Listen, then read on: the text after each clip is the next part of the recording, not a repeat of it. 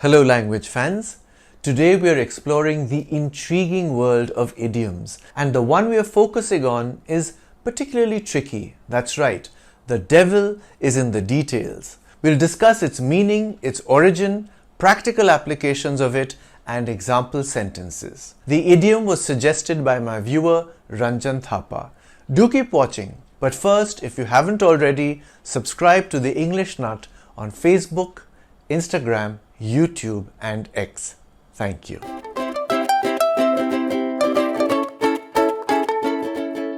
From a distance, everything can seem perfect, just like this charming English village.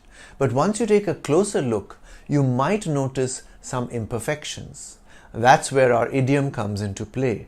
The devil is in the details means that something might seem simple at first glance, but the closer you look, the more complicated it becomes. Often it's the small, overlooked details that cause the most trouble. The origins of this phrase are a bit murky, but it is believed to have evolved from an earlier German proverb, Der Liebe Gott steckt im Detail, meaning God is in the detail. This suggests that attention to detail is what makes something great. While grand ideas are important, it's the meticulous work on the details that truly matters. In the late 1880s, Friedrich Wilhelm Nietzsche, that illustrious German philosopher and poet, is reputed to have uttered Der Teufel steckt im Detail, a phrase that means the devil is in the details. Nietzsche's clever turn of phrase likely riffs on the earlier maxim God is in the detail and implies a cautionary tale. When things go awry, it's the devil or perhaps our own oversight of the tiniest particulars that's to blame. Let's take baking as an example.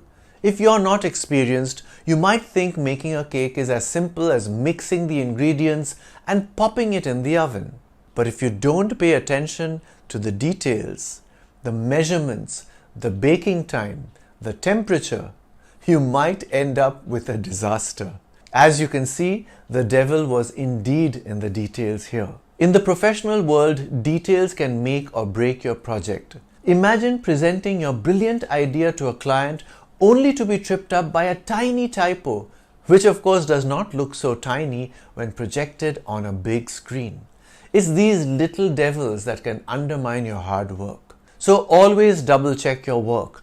It's often the small things that count the most. Even great artists like Leonardo da Vinci understood the importance of details.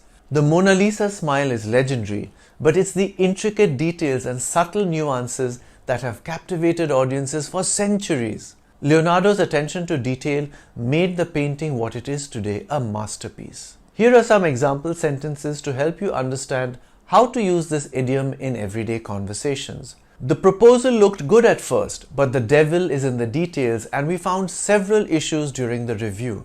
Building a house requires careful planning because the devil is in the details, from plumbing to electrical wiring. Upon reading the contract carefully, I realized that I was being cheated.